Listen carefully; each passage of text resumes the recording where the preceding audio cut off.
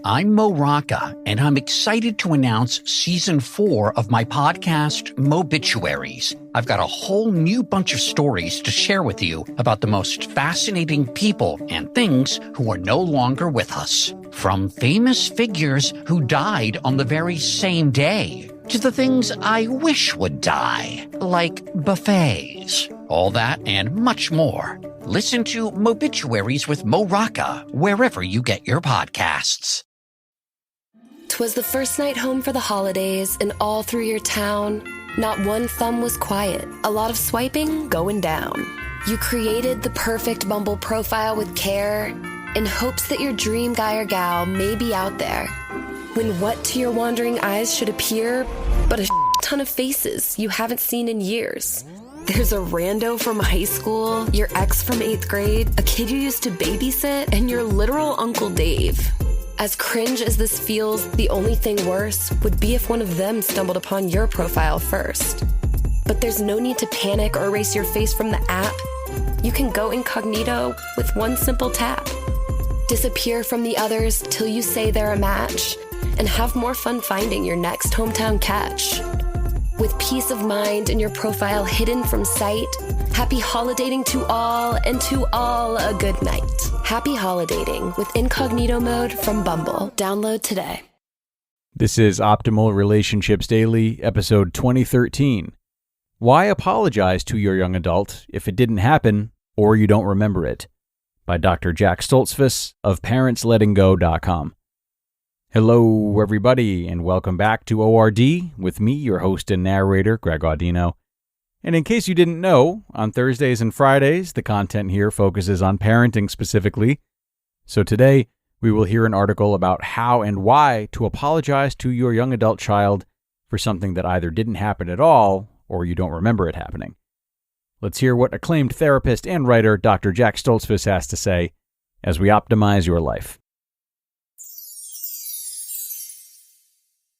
Why apologize to your young adult if it didn't happen or you don't remember it? By Dr. Jack Stoltzfus of parentslettinggo.com. I recently talked with my son and mentioned that I didn't believe in spanking, but when his older sister lied to me, I sent her to her room and told her to prepare for a spanking. I'm not sure if the actual spanking ever occurred, but if it did, the impact paled in comparison to waiting in her room. After I recounted this one-time use of corporal punishment and how this was inconsistent with my beliefs, my son said, "You spanked me once." I was shocked to hear this and asked him to tell me when. He was able to describe the specific setting and the fact that my mother was visiting at the time. No part of my memory could recall this incident. I immediately apologized to him and said that I regretted this. In this case, I did not doubt the accuracy of his memory, even though I could not pull it up in my mind. I then asked if there were other times where he may have experienced hurtful criticisms or actions on my part that still bothers him, so I could apologize for these. In this case, I had no memory of the event, but sometimes our recollections of an event don't match our kids'. Perceptions are our reality. Perceptions are our ways of thinking about or understanding someone or something using our senses. When dealing with adult memories of childhood, it's not a matter of what happened or whose perception is right or wrong, except in verifiable abusive experiences. We may remember the event differently or claim that we didn't intend to be abusive. We don't get a pass on the need to apologize based on our good intentions, though. In the simplest example of standing in line at the supermarket and bumping into the person in front of us unintentionally, we often instinctively say, "Excuse me," or "I'm sorry." Back to the memory of the child. Unless you had a video camera rolling to validate what happened, each person's perception is their reality. When young adults harbor anger and resentment toward a parent, their anger keeps them fused to the parent in an unhealthy way.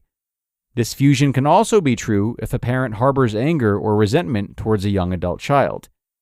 In either or both cases, when such underlying feelings exist, there will be a tendency to avoid the other or become defensive and reactive when contact is necessary. It's a sign that one or the other or both have not attained a level of healthy emotional separation from the other. We can act in these situations, but it begins with recognizing two facts. One, we can't change the young adult, but we can and should change ourselves. And two, we should start by trying to understand our young adult's experience.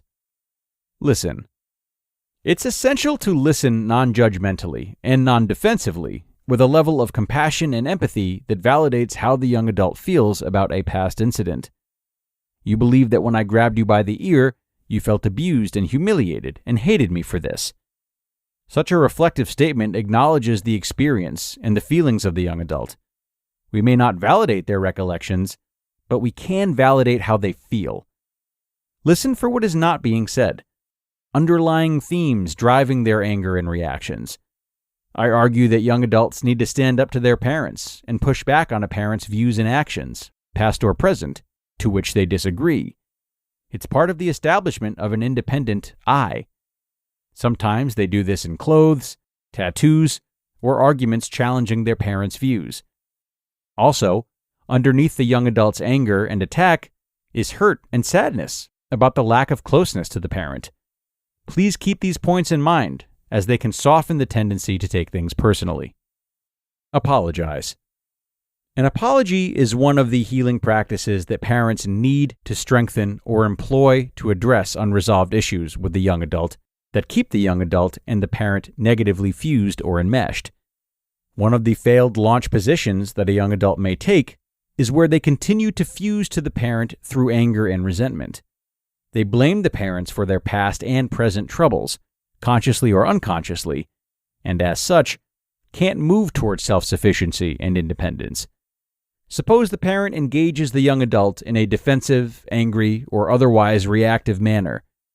The parent contributes to the fused status, and as such, is also in an unhealthy emotional state. An apology is a gift we give to our young adult, to enable the young adult to let go of the anger and resentment. But it is also a gift we give ourselves by reducing our need to defend and justify our actions.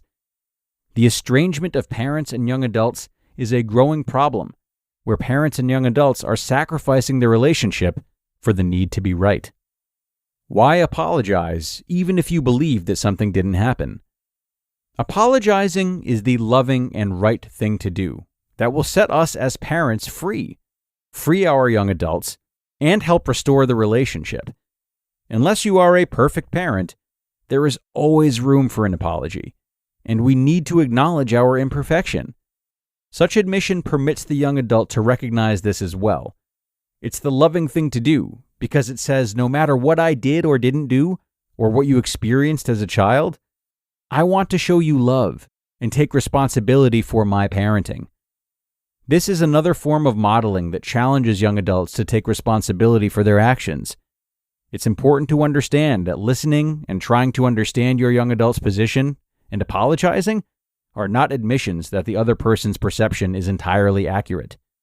Apologizing is a way of elevating the message that love and the relationship are more important than being right. You just listened to the post titled, "Why Apologize to Your Young Adult If It Didn't Happen, or You Don't Remember It?" by Dr. Jack Stoltzfus of ParentsLettingGo.com. 'Twas the first night home for the holidays, and all through your town, not one thumb was quiet, a lot of swiping going down. You created the perfect Bumble profile with care, in hopes that your dream guy or gal may be out there. When what to your wandering eyes should appear but a ton of faces you haven't seen in years. There's a rando from high school, your ex from 8th grade, a kid you used to babysit, and your literal Uncle Dave. As cringe as this feels, the only thing worse would be if one of them stumbled upon your profile first. But there's no need to panic or erase your face from the app. You can go incognito with one simple tap. Disappear from the others till you say they're a match, and have more fun finding your next hometown catch. With peace of mind and your profile hidden from sight, happy holidating to all, and to all a good night. Happy holidating with incognito mode from Bumble. Download today. There's a lot of distraction this time of year, but I'm here to tell you that you can end the year right and train your brain with Word Collect. Word Collect is a fun and relaxing mobile game to help keep your mind sharp and grow your vocabulary to pass the time, whether you're waiting to meet Santa or in line at the airport. It has over 2,000 levels, which start easy but get harder as you get better, and new features have just been added for the holiday season, including new limited-time competitive events. So there has never been a better time to start playing, and right now Word Collect is offering you 2,500 coins and 500 gems for free when you download and play.